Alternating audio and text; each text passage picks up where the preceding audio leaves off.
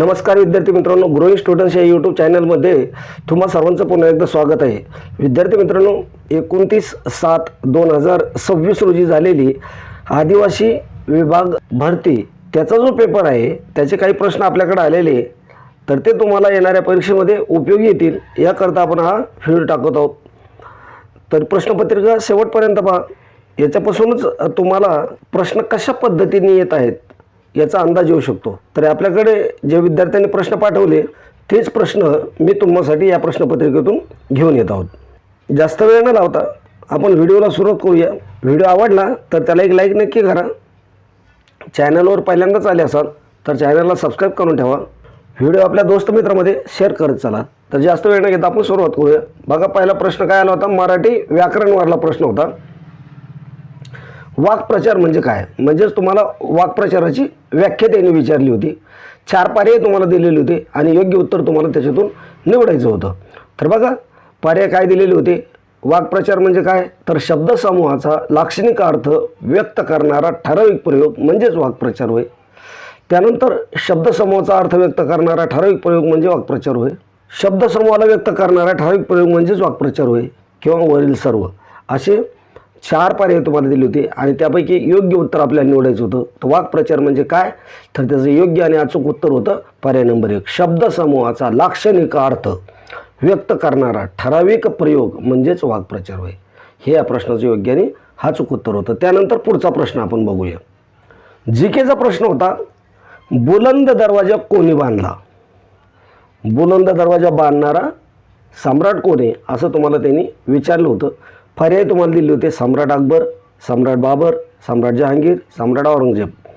योग्य उत्तर आपल्याला द्यायचं होतं. तर बुलंद दरवाजा कोणी बांधलेला आहे, योग्य आणि अचूक उत्तर होतं पर्याय नंबर 1, सम्राट अकबर यांनी काय केलेलं होतं, बुलंद दरवाजा बांधलेला आहे. त्यानंतर आपण पुढचा प्रश्न बघूया. प्रश्न आहे चालू घडामोडीवरील सध्याचे लोकसभेचे अध्यक्ष कोण आहेत असा प्रश्न तुम्हाला विचारलेला आहे. पर्यायामध्ये तुम्हाला दिलेले ओम बिर्ला, सुमित्रा महाजन, सोमनाथ चॅटर्जी, शिवराज पाटील चाकूरकर. हे जे 4 पर्याय तुम्हाला दिले होते, हे 4ही पर्याय लोकसभेचे अध्यक्ष आहेत.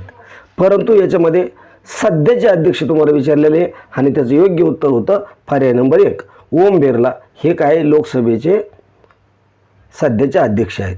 त्यानंतर पुढचा प्रश्न आपण बघूया. पुढला प्रश्न असा होता बा, घटना सभेचे म्हणजेच संविधान सभेचे अध्यक्ष कोण होते. संविधान सभेचे अध्यक्ष तुम्हाला विचारलेले, पर्याय तुम्हाला दिलेले आहेत आणि योग्य पर्याय तुम्हाला निवडायचा होता. पर्याय आहेत डॉक्टर राजेंद्र प्रसाद, सरदार वल्लभभाई पटेल, डॉक्टर भीमराव आंबेडकर, मौलाना अबुल कलाम आझाद. 4 पैकी घटना समितीचे अध्यक्ष तुम्हाला विचारलेले. तर यापैकी हे जे सरदार वल्लभभाई पटेल, डॉक्टर भीमराव आंबेडकर, मौलाना अबुल कलाम हे सदस्य होते, परंतु अध्यक्ष डॉक्टर राजेंद्र प्रसाद म्हणजेच पर्याय नंबर 1 हे या प्रश्नाचं योग्य आणि अचूक उत्तर होतं. पुढचा प्रश्न काय होता बघूया. मिलान परिषद कोठे झाली असा प्रश्न तुम्हाला विचारला होता. काय, मिलान परिषद कोठे झालेली आहे. पर्याय दिले होते इटली, भारत, फ्रान्स आणि रशिया. योग्य उत्तर तुम्हाला द्यायचं होतं. काय उत्तर होतं या प्रश्नाचं, तर मिलान परिषद ही इटली या ठिकाणी झालेली होती, म्हणजेच मिलान इटली असं त्याचं उत्तर आहे. पुढचा प्रश्न आपण बघूया. जनावरांची गणना याला काय म्हणतात. सोपा प्रश्न होता. जनावरांची गणना याला काय म्हणतात. पर्याय तुम्हाला दिलेले होते, प्राणी गणना, वृक्ष गणना, पक्षी गणना, पशु गणना. जनावरांची गणना याला काय म्हटलं जाईल, तर त्याचं योग्य आणि अचूक उत्तर राहील पर्याय नंबर 4, जनावरांची गणना म्हणजे काय, पशुगणना. हे या प्रश्नाचं योग्य उत्तर होतं. त्यानंतर पुढचा प्रश्न काय होता बघूया. वंदे मातरम पूर्ण गाण्यास किती वेळ लागतो. जे वंदे मातरम हे गीत आहे हे गाण्यासाठी किती वेळ लागतो असं तुम्हाला त्यांनी प्रश्न केलेला आहे.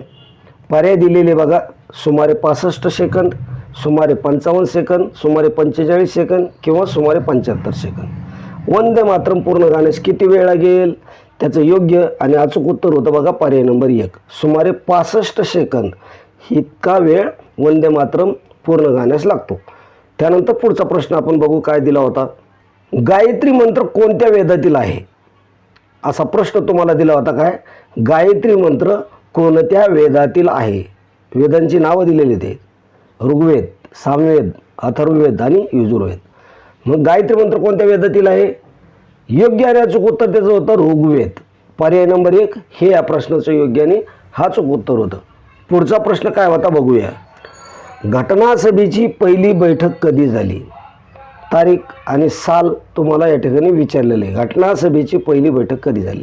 9 डिसेंबर 1946ला झालेली आहे का 20 जानेवारी 1947ला झालेली आहे, 28 एप्रिल 1947ला का 14 जुलै 1947?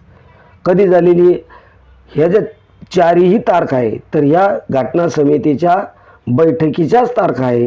परंतु यापैकी तुम्हाला पहिली बैठक कधी झालेली त्याची तारीख विचारलेली, तर त्याचं योग्य आणि अचूक जे उत्तर आहे ते आहे 9 डिसेंबर 1946. ह्यावेळेस पहिली झालेली, नंतर दुसरी, तिसरी, चौथी असा हा क्रम वाढत गेलेला आहे. पुढचा प्रश्न आपण बघूया. गोगलगाय याच्या घराला काय म्हटलं जातं? गोगलगाईच्या घराला काय म्हटलं जातं असा प्रश्न आहे. सर्वांना या प्रश्नाचं उत्तर आलेलं असेल. गोगलगाईच्या घराला काय म्हणतात? चामडी म्हणतात, साल म्हणतात, कवच म्हणतात का आवरण म्हणतात? गोगलगाईचं जे घर असतं त्याला काय म्हटलं जाईल? त्याला कवच, म्हणजेच जो शंख असतो ते कवच किंवा शंख असं त्याला म्हटलं जातं. म्हणजेच पर्याय नंबर 3 हे या प्रश्नाचं योग्य आणि अचूक उत्तर होतं. पुढचा प्रश्न काय असेल आपण बघूया. अरवली पर्वतरांगेतील सर्वोच्च शिखर कोणते? सर्वोच्च शिखर विचारलं, परंतु त्याच्यामध्ये तुम्हाला अरवली पर्वतरांगेतील विचारलेलं आहे. गुरु शिखर, नंदादेवी शिखर, कामेट शिखर, साल्टोरो काँग्रेस शिखर हे सर्व शिखर आहे. परंतु आपल्याला काय विचारलेलं आहे? अरवली पर्वतरांगेतील सर्वोच्च शिखर. मग याचं योग्य आणि अचूक उत्तर आहे गुरु शिखर. हे काय आहे? अरवली पर्वतरांगेतील सर्वोच्च शिखर आहे. नंदादेवी शिखर, कामेट शिखर, साल्टोरो काँग्रेस शिखर हे शिखर आहेत, परंतु त्यांचे वेगवेगळे ठिकाण आहे. जसा प्रश्न तसं आपल्याला उत्तर द्यावं लागेल. आणि गुरु शिखर हे कुठं आहे? तर हे माउंट आबू राजस्थानमध्ये आहे. हे सुद्धा या प्रश्नामध्ये असंही विचारलं जाऊ शकतं. पुढचा प्रश्न काय होता बघूया. भुंग्याच्या आवाजाला काय म्हणतात? असा प्रश्न आला होता. काय, भुंग्याच्या आवाजाला काय म्हणतात? 4 प्रकारचे आवाज तुम्हाला दिले होते. गुणगुणणे, चरचरणे, भुनभुनणे, गुंजारव. आता यापैकी चरचरणे हा सुद्धा एका कीटकांचाच आवाज आहे, भुनभुनणे हा सुद्धा कीटकाचा आवाज आहे, गुंजारव हा सुद्धा कीटकाचा आवाज आहे. पण भुंग्याच्या आवाजाला काय म्हटलं जातं? तर गुणगुणणे म्हटलं जातं. म्हणजेच पर्याय नंबर 1 हे या प्रश्नाचं योग्य आणि हा चूक उत्तर होतं. पुढचा प्रश्न काय आला होता बघू.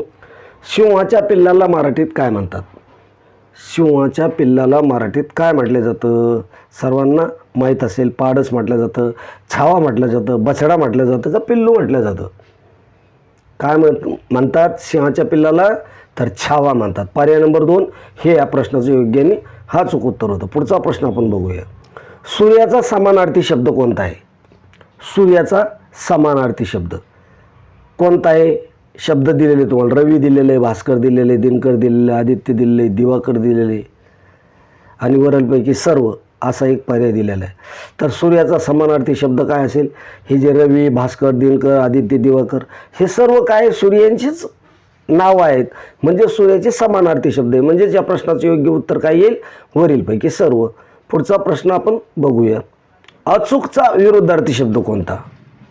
अचूकचा विरुद्धार्थी शब्द. चुकीचा, अचूक नसलेला, वरील दोन्ही किंवा एकही नाही. अचूकचा विरुद्धार्थी काय येईल? अचूक म्हणजे विरुद्धार्थी चुकीचा आणि अचूक नसलेला म्हणजे वरील दोन्ही. पर्याय नंबर 3 हे या प्रश्नाचं योग्य उत्तर येईल. पुढचा प्रश्न आपण बघूया. पुढचा प्रश्न होता बघा, अनेक वचन म्हणजे काय? अनेक वचन म्हणजे काय असा प्रश्न तुम्हाला आला होता. तर बघा त्याचं उत्तर काय असेल? एकापेक्षा जास्त व्यक्ती, वस्तू किंवा प्राणी दर्शविणारे स्वरूप म्हणजेच काय? अनेक वचन आहे असं त्याची व्याख्या आहे.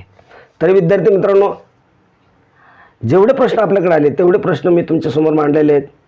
यातून प्रश्नपत्रिका कशा प्रकारे निघत आहे याचा अंदाज तुम्हाला घेता येईल आणि त्या पद्धतीने ज्यांच्या परीक्षा देणं बाकी आहे त्यांनी अभ्यास करायला काही हरकत नाही. तर आजच्या व्हिडिओमध्ये आपण याच ठिकाणी थांबूया. व्हिडिओ कसा वाटला ते कमेंटमध्ये नक्की कळवा. व्हिडिओ आवडला असेल तर त्याला एक लाईक नक्की करा. चॅनलवर पहिल्यांदाच आले असाल किंवा अजून चॅनलला सबस्क्राईब केलं नसेल तर आपल्या ग्रोइंग स्टुडंट्स या यूट्यूब चॅनलला सबस्क्राईब करून घ्या, कारण असेच महत्त्वाचे अपडेट्स आपल्या चॅनलच्या माध्यमातून आपण देत असतो. तर भेटूया पुढच्या व्हिडिओमध्ये अशीच महत्त्वाची प्रश्नपत्रिका घेऊन. तोपर्यंत जय हिंद, जय महाराष्ट्र. धन्यवाद मित्रांनो.